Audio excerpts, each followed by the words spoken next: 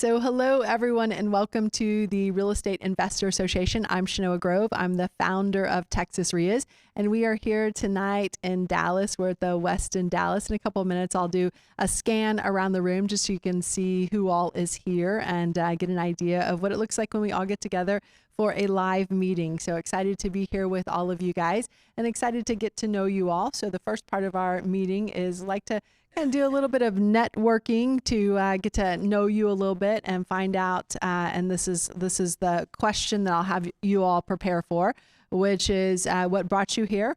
What are you looking to learn, and how we can be of service? How can we be of service as part of the Real Estate Investor Association? So is it Sharon? Sharon, what brought you here? What are you looking to learn? How can we be of service? I'm looking to learn everything. Okay.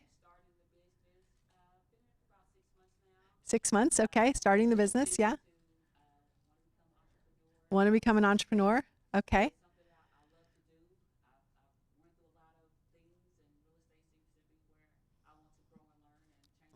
All right, so real estate's where you want to go. So I made that very same decision about 2 decades ago, and I have not looked back a single time since then. Got to do this guy right there. Got to change it to REIA. Yeah, there you go. Awesome, wonderful. Thank you for that. Yeah, I'll do that in just a couple of seconds. Yeah.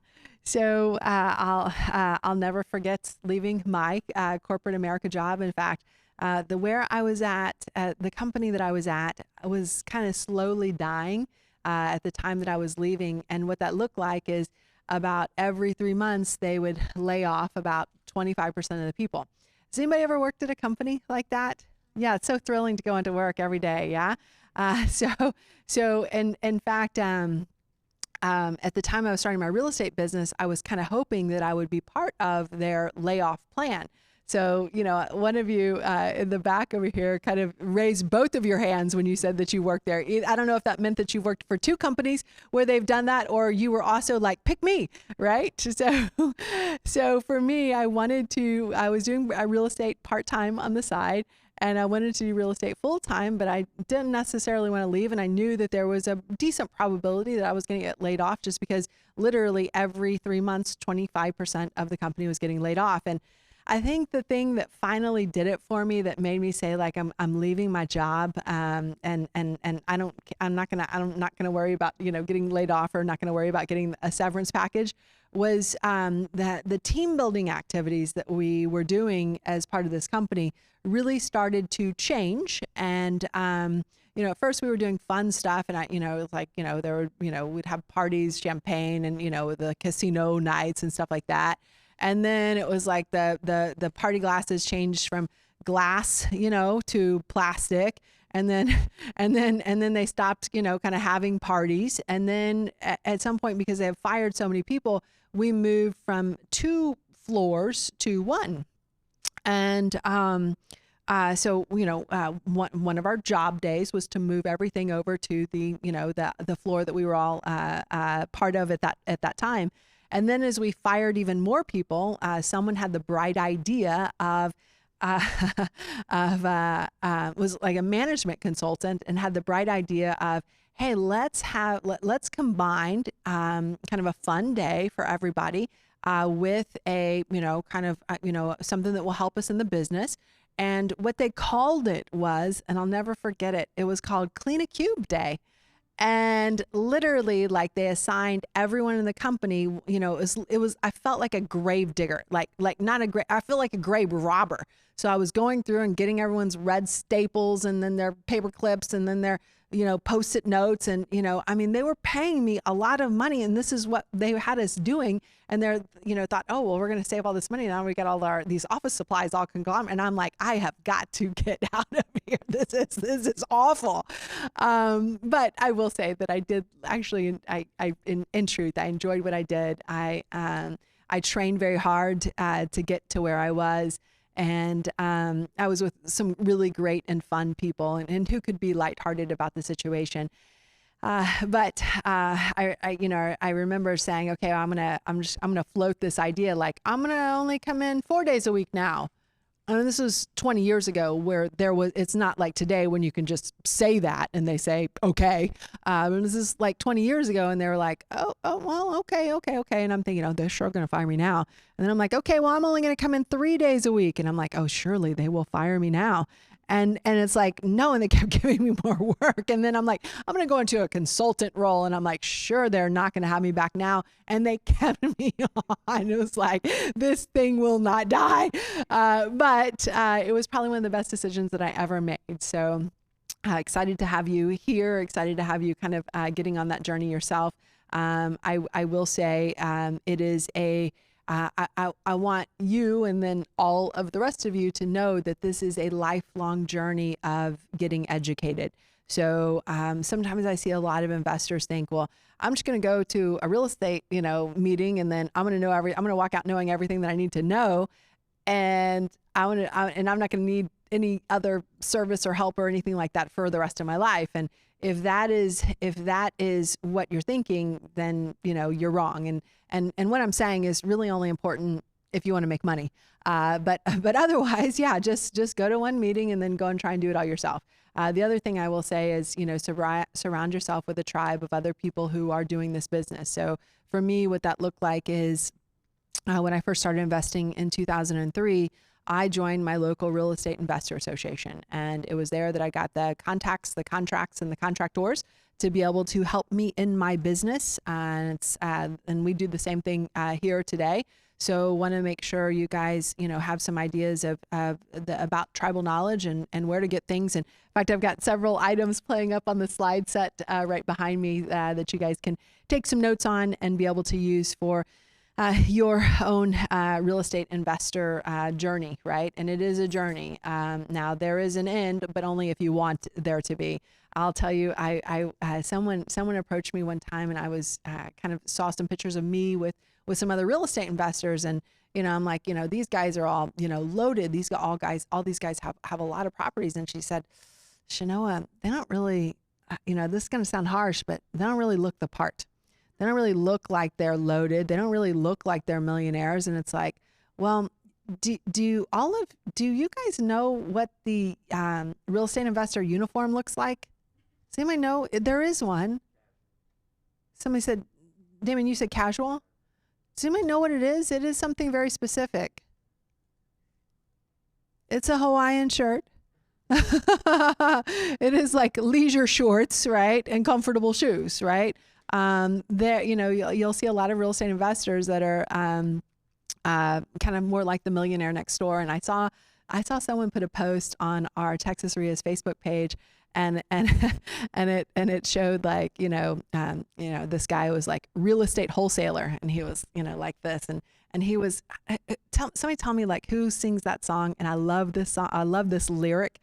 He says, "I wear every single chain, even when I'm in the house." Who sings that song? None of you guys know that. It's like, none of you. Okay, all right, I figure one of you guys would. So this real estate wholesaler was like, a kid, right? And he had like every single, chain on, that you can imagine just like dripping off of him in gold. And then it said, what a real millionaire looks like. And it shows a picture of Mark Zuckerberg and like flip flops and, cargo shorts or something like that. So, real estate investors probably go more that route than necessarily the flashy route. But you'll find some of both. But sometimes I joke that they have a uniform, and it is the Hawaiian. It involves a Hawaiian shirt on a pretty regular basis. So, Damien, what brings you here? What are you looking to learn? How can we be of service? Network. Okay, good.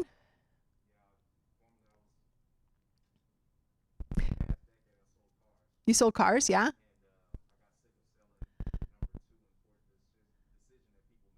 You got sick. I'm just repeating it back so they can hear. So you are doing the second most important decision people made. Now you want to do the first most important decision, which is people's houses. Oh, that's a nice way to describe that. Yeah, I like that. So you told me you were a licensed agent, right?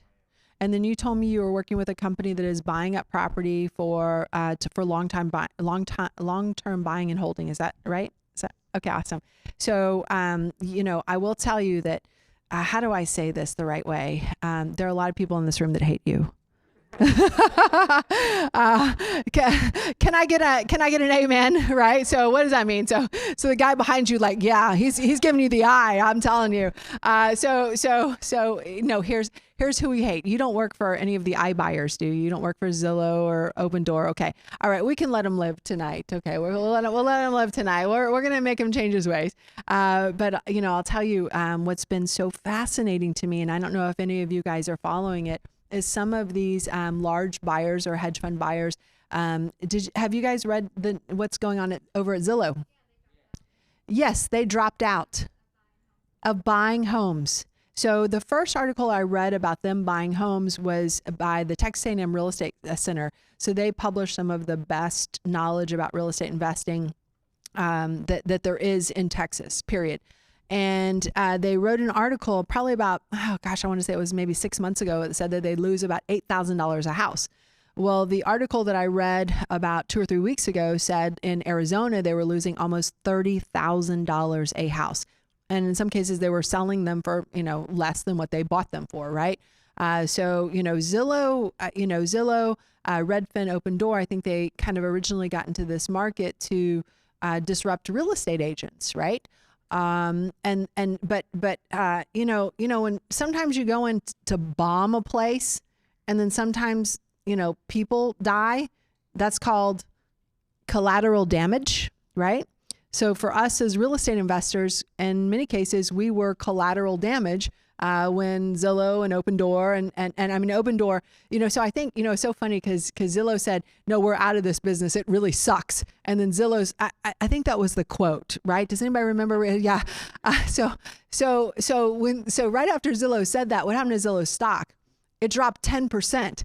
And then so the next day when people are writing all these articles, they go over to Open Door and they're like, well, Open Door, what are you guys doing? They're like, oh, we're still buying, right? It's like, don't let that stock drop, it's like, and then I know that they're out there kind of taking a second look at it, right? So that is a good thing because I've had many interactions, competitive interactions with companies like Open Door, Redfin, and Zillow. And do I win those deals? Am I going to pay more than what one of those companies are going to pay? And the answer is, well, hell no. I mean, that's technical term. Sorry for those of you children who are watching at home. Absolutely not. I'm not going to, because they can, it's so crazy. It's like, I'm going to give you $1 billion valuation while you're losing money on every single thing that you do for the next few years, right? What if your life were like that, right? Hey, go and really screw some stuff up, right? And you'll still get to be a billionaire. Well, that's not how our life works, right? So I always say, like, when you compete with stupid, and you win, well, you've actually lost. You just haven't figured it out yet, right? Until you got back to the closing table. And for those situations, I was kind of the opinion of, well, if you can't beat them, join them. So what does that look like? So I had properties that I couldn't make money on for the price that I had it under contract for as a real estate investor, but I did what to them? Well, wholesale it to them, right? They'll pay more than what I'll pay, and they'll pay me. So, part of me was like, yeah, I'm going to stick it to them and make them lose some more money. But then the other part of me was like, I'm sharpening the claws that they're going to later like stab into my wallet, right? And so I'm kind of have mixed feelings about that, but it was nice to see them hop out of the market. Now, I'm not saying, Damien, that, so you told me this in confidence and now I put it all out in Front Street, and you're probably like, I'm never going to tell this lady anything good now. I have worked with a lot of other real estate investors and agents that are working with hedge funds who are buying up properties. I just hope that yours is doing it in a sane and sustainable way. Otherwise, like I think a lot of people over at Zillow right now, you're going to be looking for another job, soon, but the truth is, as a real estate investor, this is something one of our coaches taught us a long time ago. He said, the people who build wealth in real estate are the ones that can afford to hold on to real estate in between market cycles, right? So you saw Zillow buying, at the high and, selling, at the high, but after they put in $30,000 worth of renovation or whatever that they were doing, right?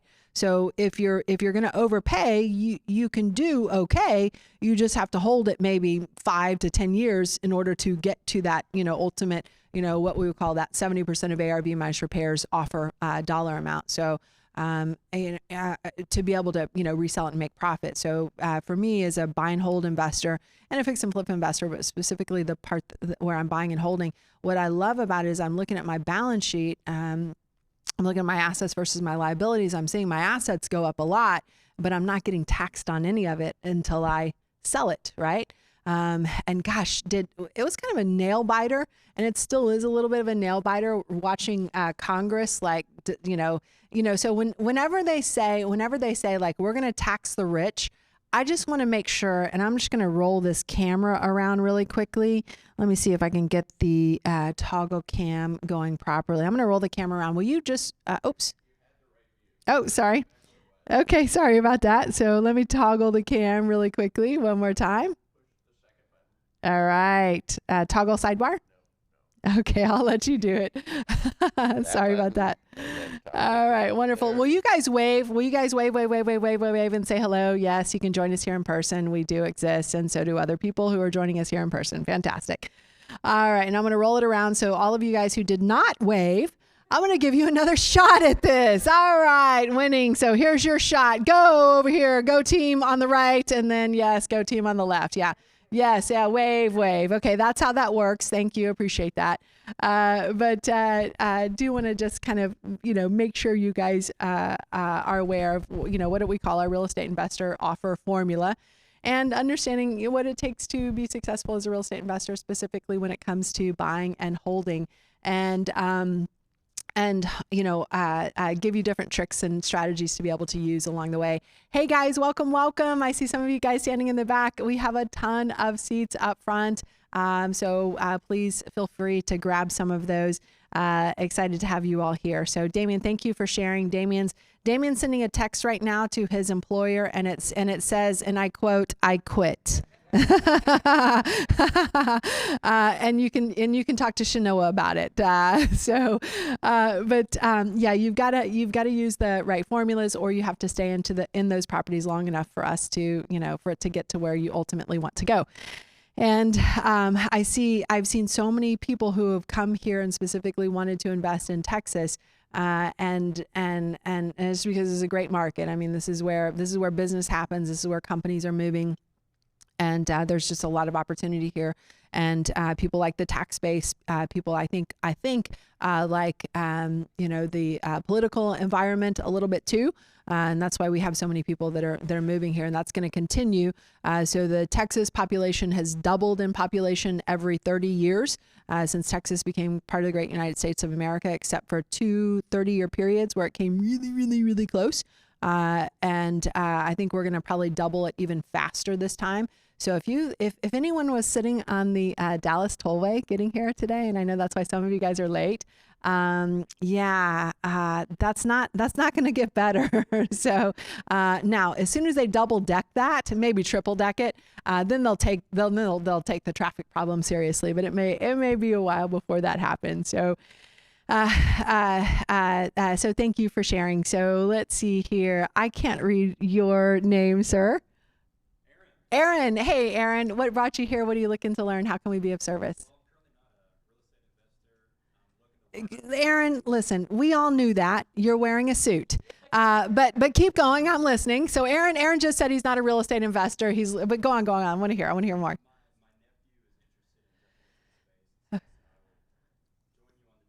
Okay.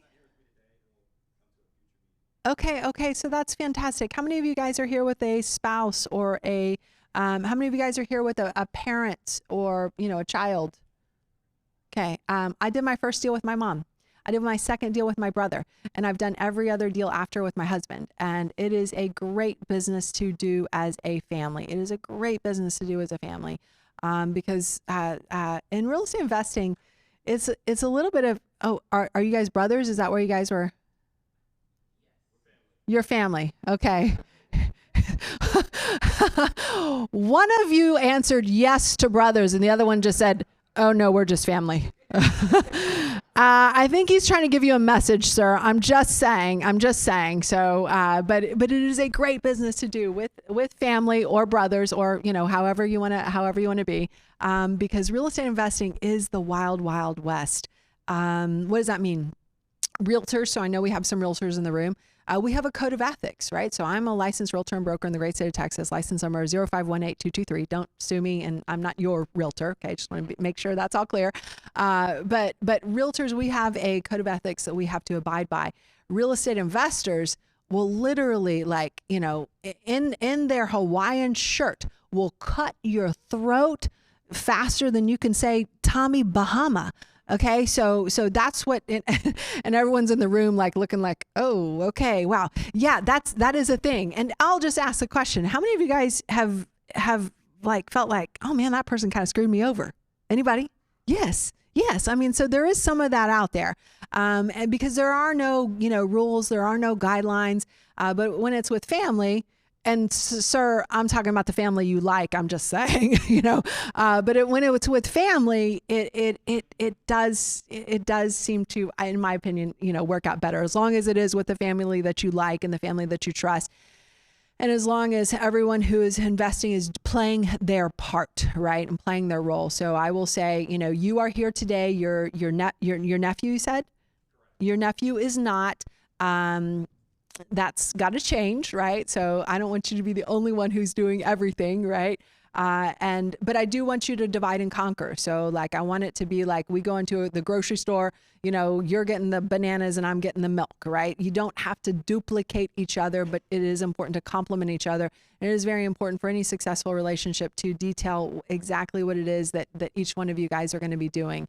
And I would even, go so far as to suggest a JV agreement, where all of those things are outlined, including, who's putting in what money, how profits are split, who's managing projects, who's finding projects, who's doing the marketing, who's paying for the marketing. There's a lot. And I only say that because literally I have probably a 40-point presentation on how joint ventures go wrong.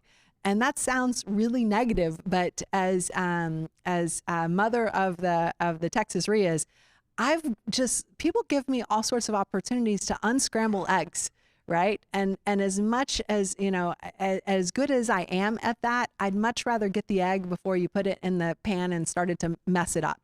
So I'd say just kind of get ahead of it as you are investing. And welcome to our tribe. Excited to have you here, and I'm excited for you to go on this journey with your nephew, who also needs to be here right now.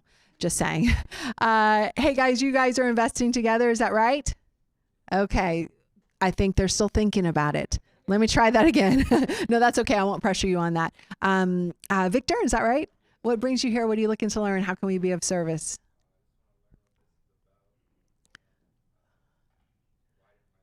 Widen your views. Okay, so I'm going to go on a limb here, and I'm going to say, Victor, is it Kayla? Victor, you made Kayla come here with you tonight. Is that correct? Yes. Okay. And then let's see here. Edgar, I'm going to say that you made Kimberly come here with you tonight. Is that correct? Okay. Let's see who else I can get here. I'm not sure about the two brothers / family. I can't tell about that one right away. Let's see here. Who else do I want to guess at? Sometimes I'm pretty good at this, and it's super easy to pick you guys out. The ones of you guys who were forced to come here. You want to know why? Because you're giving me the international symbol for I don't want to be here. Okay, let me demonstrate what that looks like.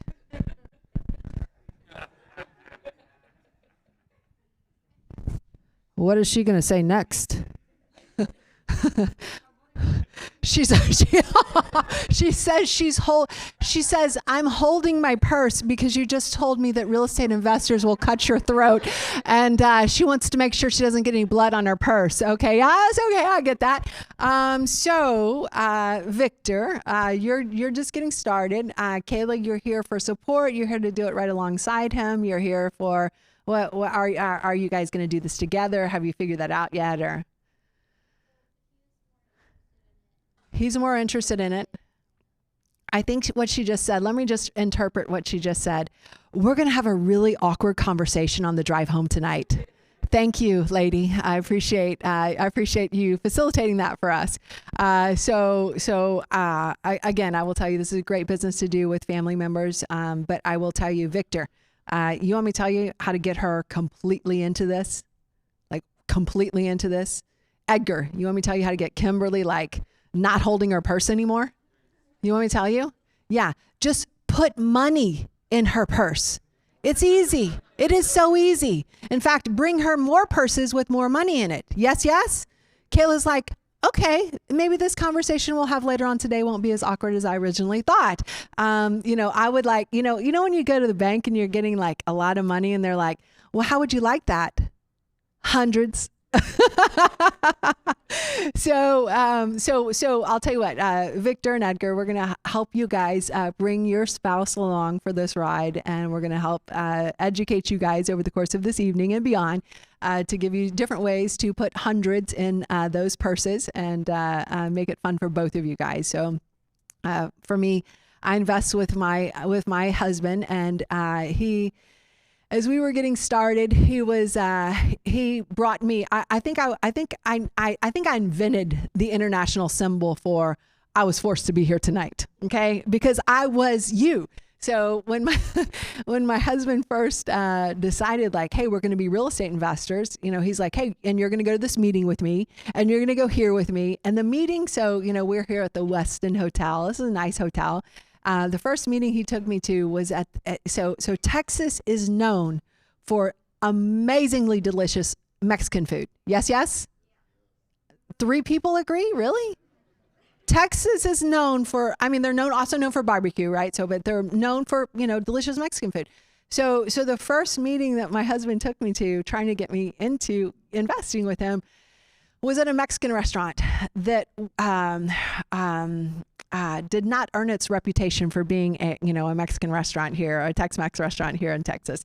And so I had to sit through some pretty terrible food, and it was kind of hard, to keep my hands crossed while I was doing that. But I'll tell you what I learned at that meeting made up for the food, and absolutely changed my life. So I hope that we can give you that exact same experience, except without the indigestion and Tums and everything else that came from our meeting. So, but glad to have you guys, and look forward to kind of helping you and being part of your path. And I think it's actually gotten colder in here, because I'm starting to, it has gotten colder. We have the heat coming. Okay. Cause I think when I came in here today, I was going through menopause, and now I'm getting out of menopause. I think that's wonderful, but it is, I'm starting to my breath is starting to break up. So let's see. I got some other folks over here. Sir, I can't read your name, but will you tell me what your name is and what brought you here? Yes, you, sir. Aquarius. Okay. What brought you here? What are you looking to learn? How can we be of service? Add another income stream. So tell me what specifically you're thinking. Expand your portfolio. I guess, are you looking for multifamily? Are you looking for single family residential? Are you looking for Airbnb? Are you looking for rentals, or have you developed that? No, I don't want to put you on the spot, but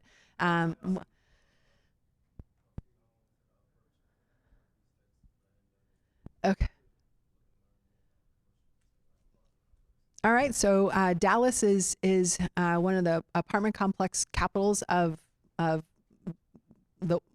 United States and Texas. Whenever they talk about apartment complexes, Dallas is always like the top market for apartment complexes. So you're looking in the right place.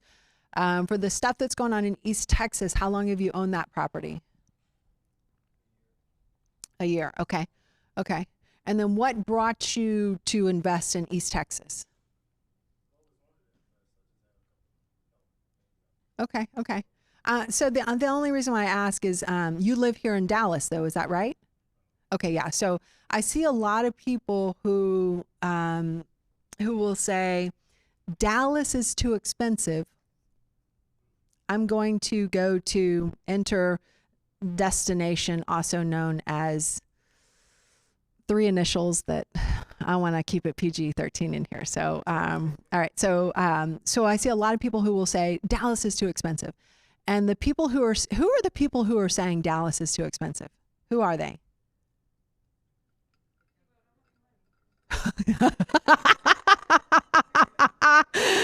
Hold on. Leave the jokes to me. Okay. For those of you guys didn't hear what she said, for the people who don't have any money. Okay. That's true, but who else?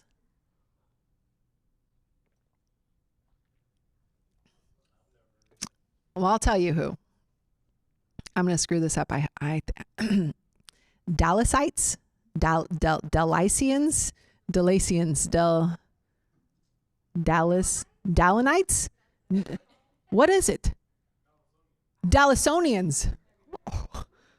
No one? Dallasites. Okay. So it's the people who have lived here for a long time. The people who have lived here for a long time are like, it's not affordable anymore. It's not affordable anymore. And who are the people who come here and say, well, this is cheap? Californians. We all got that answer, right? Right? Yeah. So the Californians come here and say that. So, and who's buying all of our real estate? California. Saying anything this real estate. They're not saying anything about the price of this real, other than, you know, and I think the people, when you come here from California, I literally think I think it goes something like this. And I think we may have some people from California in the audience tonight. Like you go and you get your driver's license and like, you're now a Texan and you're like, I'm rich, right? It's like, everything is so cheap here. So you know, I want you guys to, have perspective, right? Perspective is so incredibly critical when we are trying to make investment decisions, but also know who you are competing against and who is coming here and looking at it from a different perspective. And I want you guys to expand your perspective because, you know, what I have found is that, you know, every time I've done a meeting here in Dallas, probably over the last 10 years, every single time someone comes up to me and you know what they say? They say, it's too expensive here. It's too expensive here. And we're at the top of the bubble. And they want to get in an argument with me about like how we're at the top of the pricing, top of the market. And, you know, it's like, part of me is like, no, here, we're not. And here's why. And then they want to argue with me. And it's like, well, you know what? Why don't you go and continue to keep doing your thing? And then why are you even at this meeting? Why are you even here? But then what have we seen happen in the market? The market continues to go up, right? So, and I think, again, you just have to hold it long enough. So if you're in the business of buying and holding, trying to create other streams of income, you're definitely in the right place. Now, I will kind of break your heart just a little bit in saying that as you own rental property, your cash flow, even as you start to pay down that mortgage, doesn't necessarily go up. Your cash flow gets a little squeezed. What does it get a little squeezed by? Someone said inflation, business deductions, property taxes. Because when you buy that property and you get that mortgage, your principal and interest payment is exactly the same every single month, but your property taxes and your insurance tend to climb, right? So as that's climbing, is your rent climbing at the same rate? And sometimes people find that that's not what is happening. So as your property value goes up and you're getting rich, that cash flow is not necessarily keeping up with that. So what is that? How does that show up for you as a real estate investor? How does that show up for you as a real estate investor? You're crying, but you're crying all the way to the bank, right? Yes, you get to write off the property taxes, but you still have to pay the property taxes. Yeah. Yeah. You're still going to have to pay them. And is that going to dig into your cash flow? And the answer is, yeah, it does. Now, but again, if you've been investing for a while, then you've been crying all the way to the bank, right? But it is something that I think it surprises a lot of people because they're reading, they're getting advice from YouTube University, right? So, and people who are investing all over the country. And in some of those places that they're investing, they might have great cash flow. But in places like Dallas, especially Central Dallas, if you buy a $600,000 property, with a 20% down payment, are you going to be able to cash flow on that thing? And the answer is probably not, right? But what's going to happen with that $600,000 property over the next 3 years, over the next 5 years, over the next 10 years? It's going to go from a $600,000 property to an $800,000 property to $1 million property. And will that cash flow have really mattered to you? Or will that cash flow have really made a difference to you? And the answer for a lot of people is no. But what matters at the end of the day is how your balance sheet looks. And now, do you need to still do things to generate income and cash flow? The answer is absolutely.